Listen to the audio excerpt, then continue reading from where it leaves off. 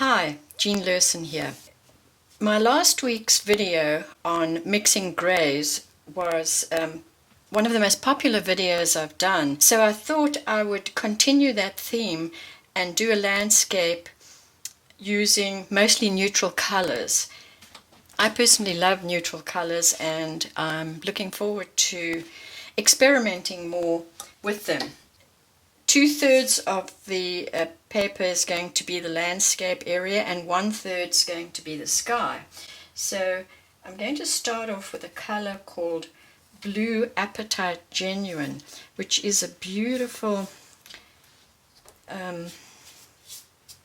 neutral blue, and it's a granulating color too.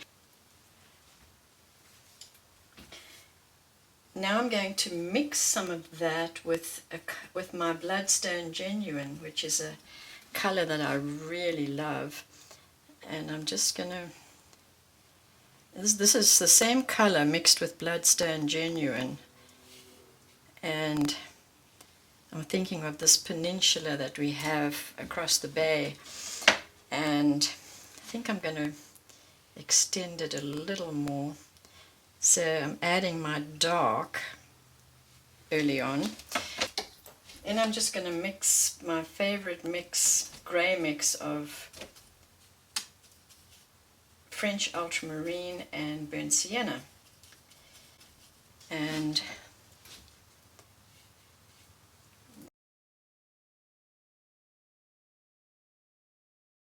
I was expecting the color to come out a little lighter, but let's see. I want to create this inlet across the bay, and I don't want it to be too large.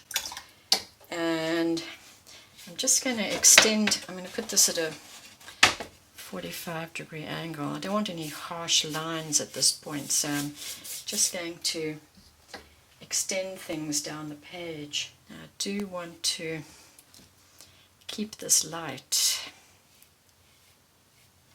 for now.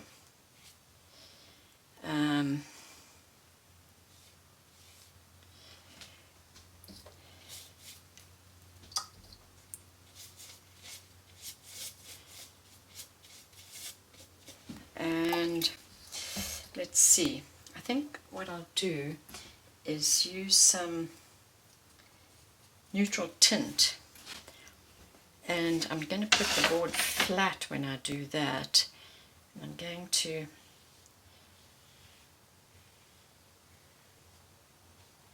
just do it wider on the one side.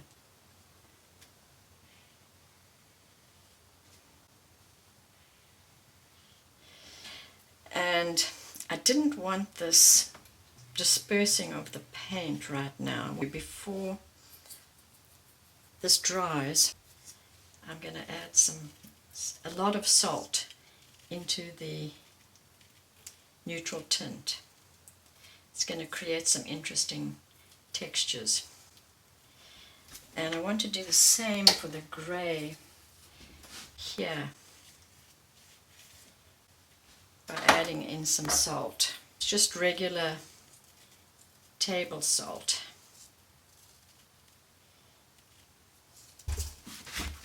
Kind of like the colors right now. I want to tie the sky in to the greys that are here, so I think I need to add in some neutral tint into that. And let's see, do some clouds.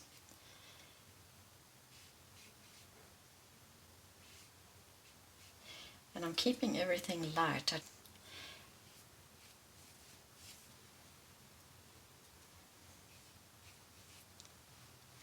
Now that ties this more into what's going on here. And you see what's happening with the salt. It's really creating great textures. And so we just have to let this dry at this point. And I want to do some more work in this central area here. now that this is dry, I'm thinking that it needs something here. I like this pattern that's going on here, and I like the lightness of it against this dark. So I have to, this is where you just experiment, and it's hit and miss, and hope that you don't ruin your painting. Sort of, I'm mimicking the sky a little bit. I want these soft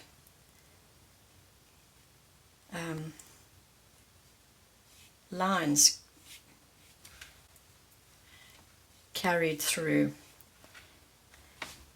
Let's see, maybe I can just create a little bit more texture in, and I don't want to make it too busy. That would be a problem too.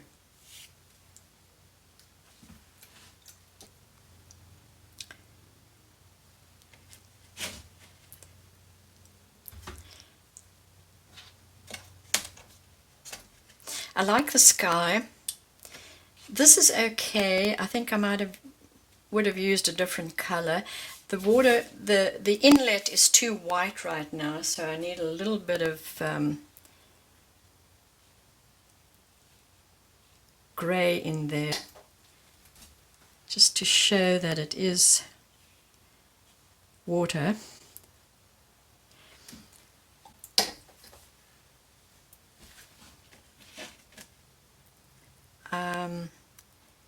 Maybe this needs to be a little darker, I think. So maybe I'm going with some more neutral tint. Yes, I think that's what I needed there.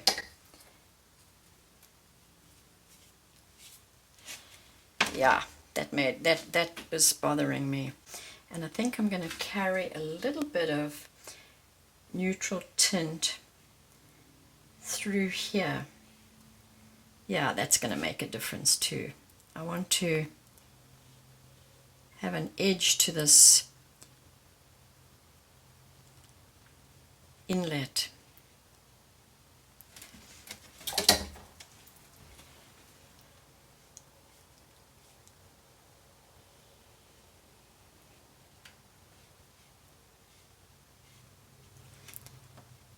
Yeah, that gives it a little bit more texture there. It's really, when you're doing this kind of painting, it's really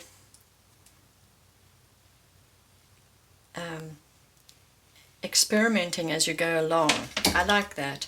I have some interesting textures going through here. I like the mirror of the textures in the sky. Gives you the eye a lot of things to look at. Just looking at it again after I've put in this texture here, it needs a flash of color, and I'm going to use some raw sienna.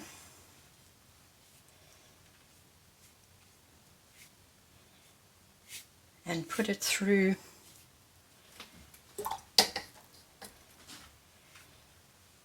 just very lightly through some of the areas to lift it up. And I might just add a little bit in that sky.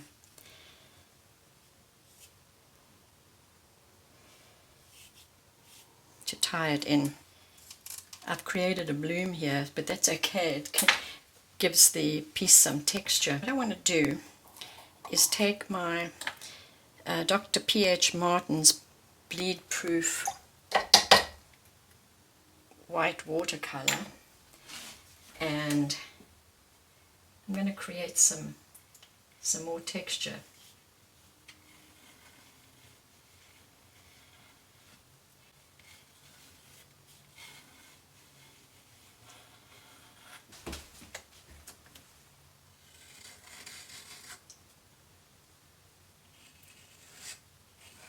See, I feel this is kind of dark up here. Oh, look what I did.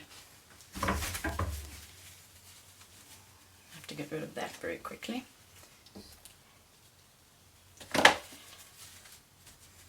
That's the beauty of this P.H. Martin's. You can remove it.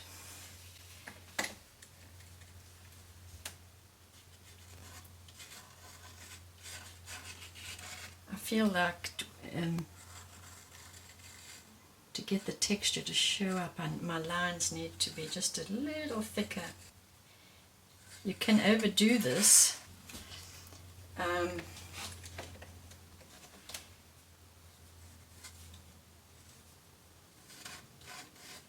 I don't even mind that thick piece there.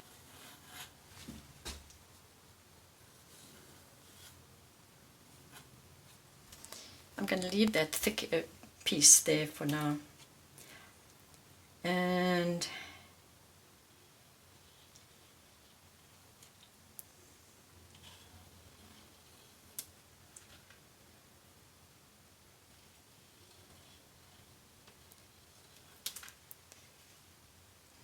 I don't want to overdo it.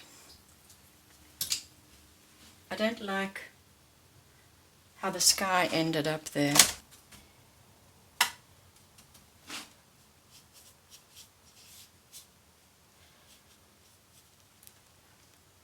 And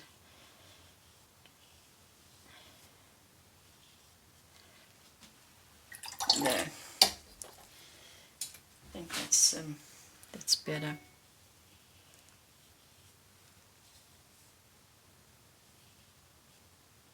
There, that's a bit better. I think I'm going to mix a bit of grey. Now I could ruin it, but I'm going to try. I could mix a little grey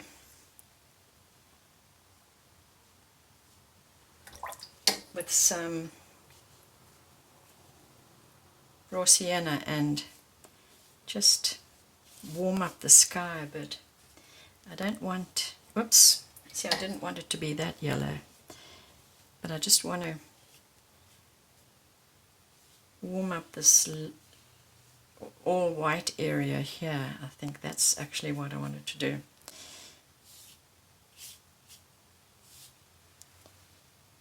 Yeah, there's kind of a glow there now. So I'm unhappy with this part of the sky.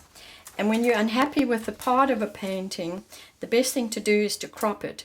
I don't have the right shape mat right now. It really needs a square one, but I'll give you an idea of how it could look cropped. See, that's much better. I've cut out that sky area, and I have this sort of interesting clouds, and then we've still got all the texture down here and the texture here, and that's what I'm going to do with this painting. I'm going to crop it.